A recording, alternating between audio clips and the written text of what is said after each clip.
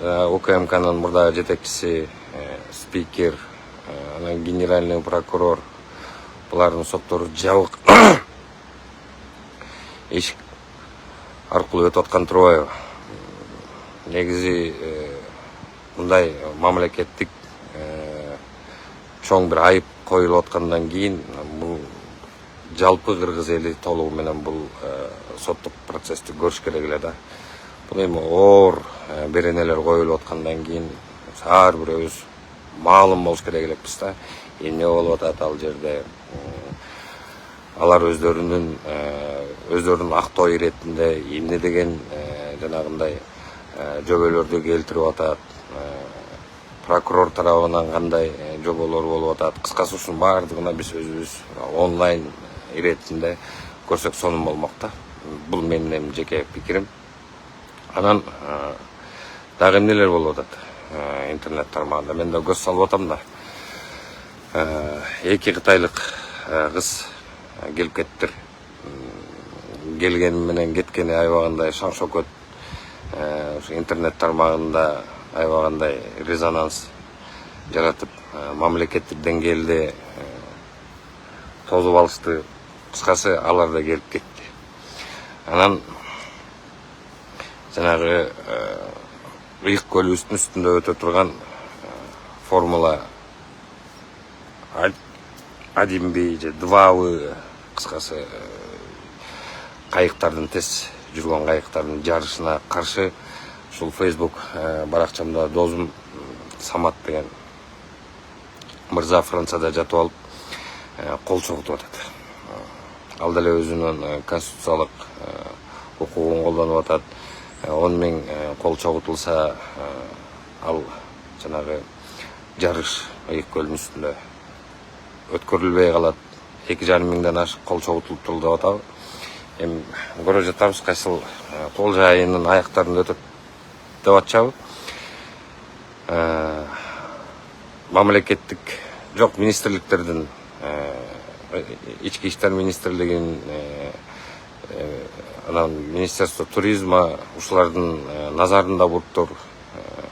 Интернет тармагында жанагы пабликтер, телерадио компаниялар дегиле бүт жерде ушул Саматтын демилгеси талкууга чыгып атат да. Мен да көз салсам элдин дээрлик көпчүлүгү интернет тармагында Самат мырзаны колдоп атышат. Мен деле ошолордун катарындамын, колдоочулардын. Себеби ыйык көлүбүздө андай чоң иш-чара бул дүйнөлүк масштабта өтө турган иш-чара.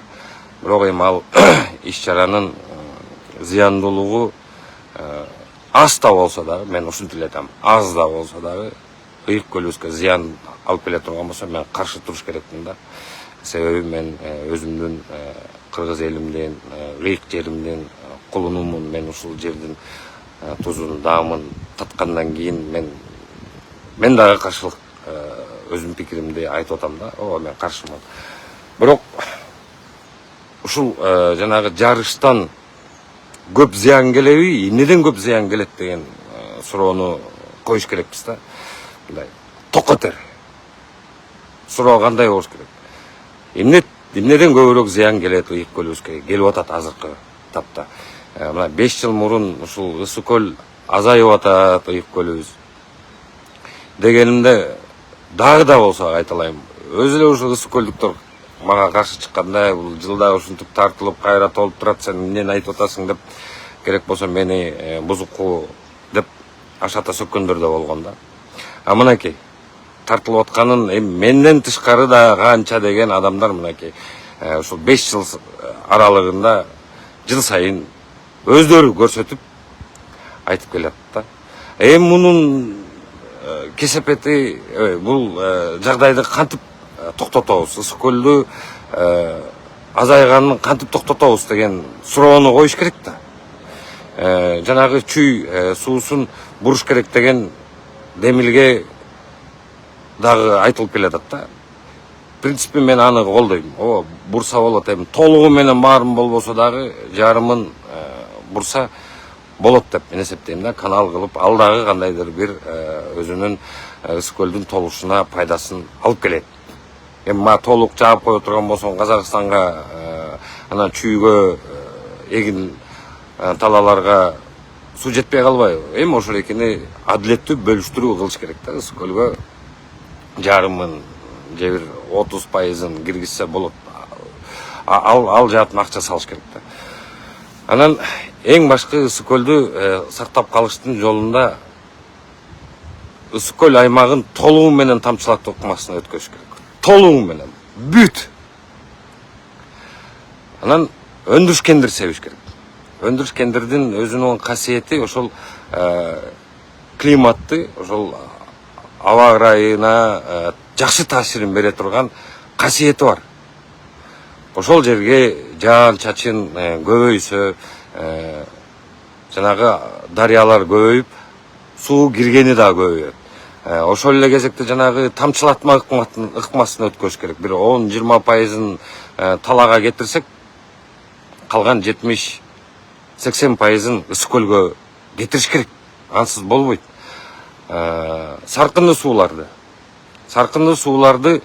тазалап, мисалы үчүн Каракол, Чолпон ата дегиле ошол Ысык көлдүн тегерек четиндеги бүт айылдардын, жанагы эс алуучу жайлардын, пансионаттардын баардыгын саркынды сууларын тазалап турган жанагындай очистной сооруженияларын карап туруп ар бирөөндө болуш керек. Ошондон чыккан сууну ошол огоротуна, жана бактарактарына, талаларына жанагындай шлангтар аркылуу, түтүктөр аркылуу жеткизип бериш керек. Бул колоссальный акча кетет буга.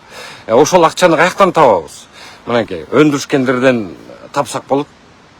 Ошол Ысык көл аймагына казинолорду алып барыш керек.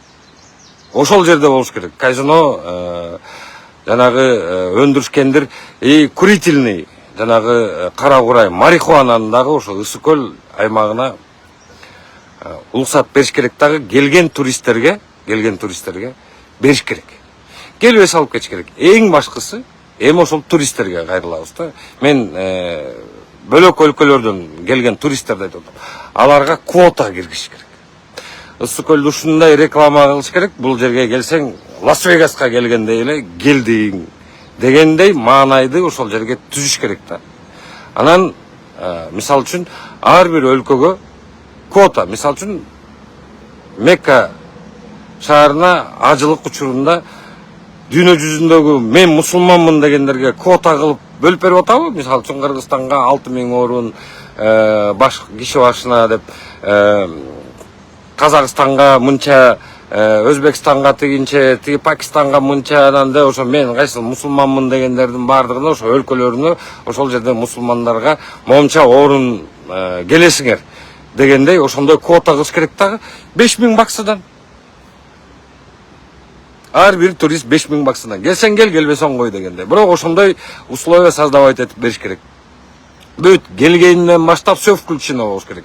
Келдиң, ошо Ысык көлдөн эс алдың, тоо кыркаларына, капчыгайларга киргизе турган болсоң, обязательно сөзсүз түрдө гидтер болуш керек. Бүт бар тең жанагындай үйрөтүлгөн гидтерди, бир нече тилдерди билген, ошол мынакей бизде институт бар эле, университет туризма деген. Азыр барбы, жокпу билбейм. Ошол университетти жок болсо кайра жандандырыш керек дагы, именно туризм багытындагы балдарыбызды. Мынакей. Мына 5 жылдын аралыгында мен муну 5 жыл мурун эле айтканда, ушундай кылып койгондо азыр мынакей биринчи выпускниктер, 5 жылдык выпускниктер уже дайым болуп калмак, бир нече тил билген. Жанагындай тиги гидтер ар бир капчыгайдын жолдорун, маршруттарын баарын аныктап берип, ушунун баарын тең жанагы Министерство туризма каякта карап жүрдү, мисалга ошондой кылганда, азыркы маалда биз Ысык көлүбүзгө чоң эме алып келмекпиз да, пайда алып келмекпиз да, ыйык көлүбүзгө. Квота. Ошолдон түшкөн акчаны жана дыйкандарга субсидировать этип акчаларды бөлүп бериш керек. Бекер 5%, жана тамчылатма ыкмасына. Эми Ысык көлдөгү жашап аткан Ысык көлдүк туугандарыбыздын агородтору, жанагы бакчалары эмне болот? Вот ошолорго мынакей жанагы капельное орошение, полностью ысык көлдү капельное орошение кылып туруп берип койгонубузда ысык көлгө мынакей мектеп окуусунда канча 100дөн ашык мурда суу куйчу эле дарыя. Эми азыр бир 30га жетсе жетти, жетпесе жок. Ошол дарыялар хотя бы болсо да мына ысык көлүбүзгө бир таасирин алып келмекте. 20%-ын талаага кетирип жана тамчылатма. Калганын баарын ысык көлгө куйса. Мына ушундай иш-чараларды кылыш керек ал жерде. Ал өзү экономикалык, экологиялык багытын так даана аткарыш керек эле. Эми азыр мына мисалы үчүн отелдер, жанагындай чоң имараттар салынып атат. Эми ага дагы суу керек да, алар эмнени ичет? Ысык көлдүн суусун ичеби? Туздуу да ал. Анан кийин мөңгүдөн түшкөн, жаан чачындан түшкөн дарыялардан ич керек болот. Жердин астындагы суулардан адамдар ич керек. Просто ошоки келе турган туристтерди бардыгын тең квота кылып коюш керек. И мамлекеттик кызматкерлерди мисалы үчүн чырыдабайт этип жыл сайын эле барып эле тиги ысык көлгө өзүбүз деле кыргыздар деле жыл сайын бир нече иреттен барып ошол жерден барып тиги шаардан алып барган мусорлордун баарын тең ошол жака тиги таштап, анан кийин көл жээгинин баарын тең мусорго толтуруп, Коктоголотто тиги капчыгайлардын ичин баарын тең мусорго толтуруп, керек болсо ысык көлгө тиги жуунуп, ошентпей кыргыздарга дагы ошондой квота киргизип коюш. Ысык көлдүктөр өздөрү деле түшпөйт.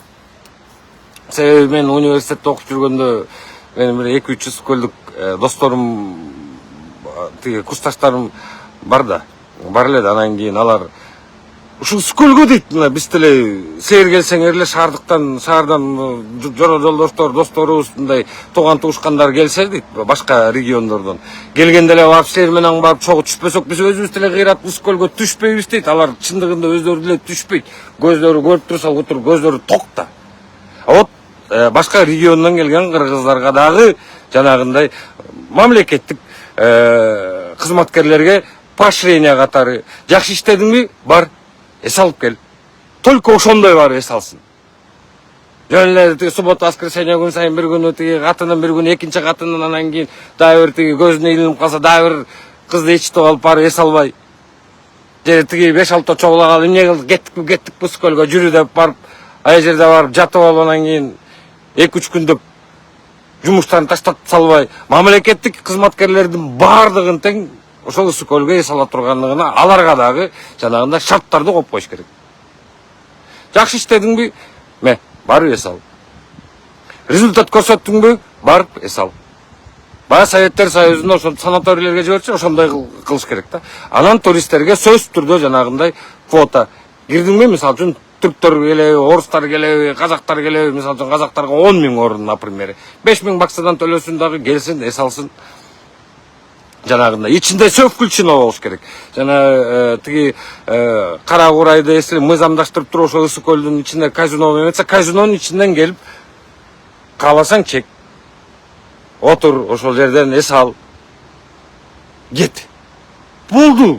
Акча да түшөт, иретине да салынат, жанагындай коктоголоттордун баарын тең гадит этпейт туристтер. Бардыгын тең иретине салып койсо болот да. Мен көзүм жетип атат да, можно это все сделать. Вот ошонтип ысык көлдү сактап калсак болот. Же вообще эле бир 5 жыл ысык көлдү тиги дотация кылып, аяка акча гана ошол эки көлдүктөргө акча төлөп берип эле жанагы тиги курсактары жумуш менен, башка жумуштар менен камсыз кылып, анан кийин курсактарын тойгузуп берип, ошол ысык көлдө жашаган тиги элге полностью жардам берип, субсидий жанагындай же тиги дотация кылып бериш керек да. Ысык көлгө вообще бир да турист киргизбеш керек.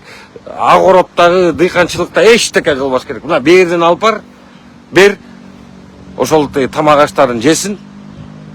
Бияктан чүйдөн, оштон, жалал абадтан, таластан өндүрүлгөн берели ошол. Мынакей 6 дуан ошол ысык көл элине курсагын тойгузайлы. Бирок жанагы пансионаттарды вообще иштетпеш керек да. Иштетпей 5 жыл. Мынакей балык уулогонго 5 жылдай мораторий салып атат. Ошондой эле туристтерди 5 жыл киргизбеш керек ал жерге. Кыргыздар да барбаш керекпиз. Ошентип ыйык көлүбүздү качабы калыбына келтирип алсак болот да.